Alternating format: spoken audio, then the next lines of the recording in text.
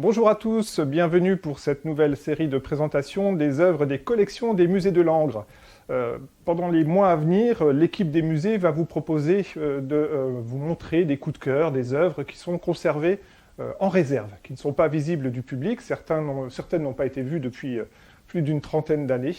Il faut savoir, vous vous doutez bien que lorsque vous visitez nos établissements, vous ne voyez qu'une partie de nos collections.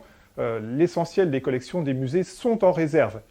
Si bien que pendant cette période de pandémie, de fermeture, nous avons énormément de travail quand même pour inventorier ces collections, pour les faire restaurer, pour les entretenir et les conserver pour les générations futures en l'état.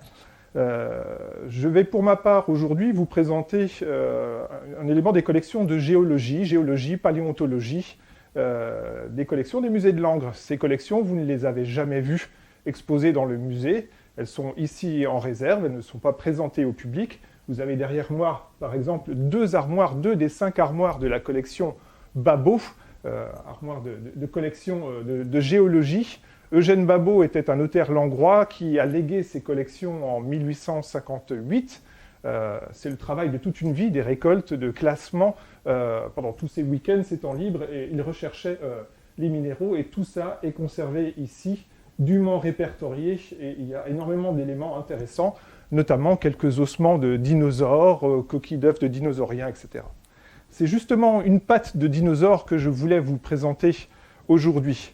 Une patte qui est rentrée dans les collections, non pas via la donation, le legs Babot, mais qui est rentrée dans les collections en fin d'année 1859, début de l'année 1860.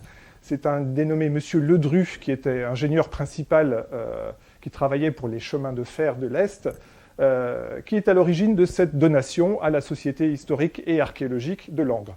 Il s'agit d'une patte de dinosaurien, qui a été trouvée pas très loin de Langres, à 18 km au sud-est de notre cité, dans le petit village de Violot.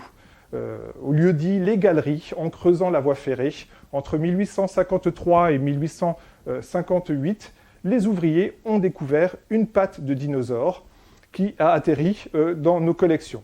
C'est un élément tout à fait intéressant sur lequel les membres de la Société historique et archéologique de Langres se sont rapidement penchés. Certains ont pensé qu'il s'agissait d'une patte de Mosasaurus.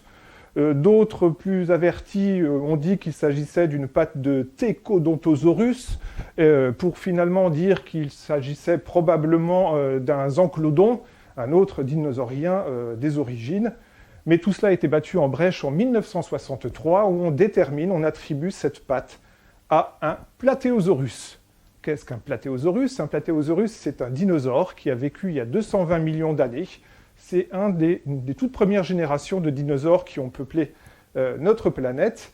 C'est bien avant les brontosaures, Tyrannosaurus rex, Triceratops de Jurassic Park.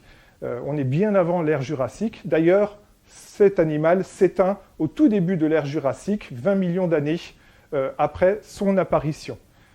Vous avez ici une reconstitution graphique de l'animal. C'est une bête qui pouvait mesurer 6 à 8 mètres de long, peser 2 à 4 tonnes.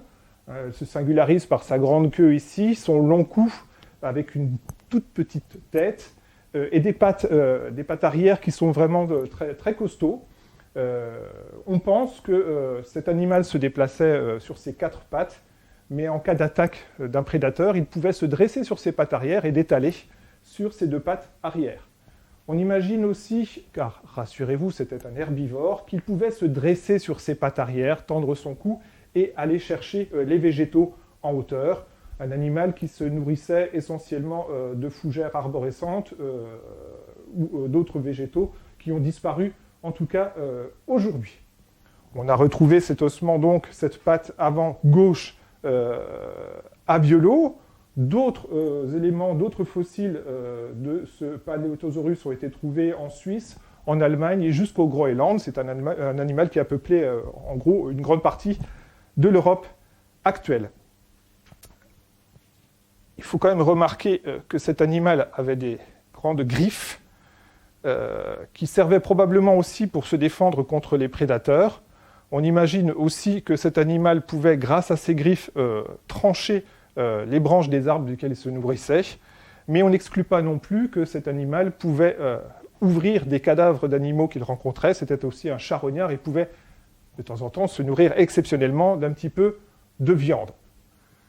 Voilà, j'en ai terminé avec cette présentation, juste pour vous dire quand même que cet animal se déplaçait généralement en troupeau à Violo il y a 220 millions d'années.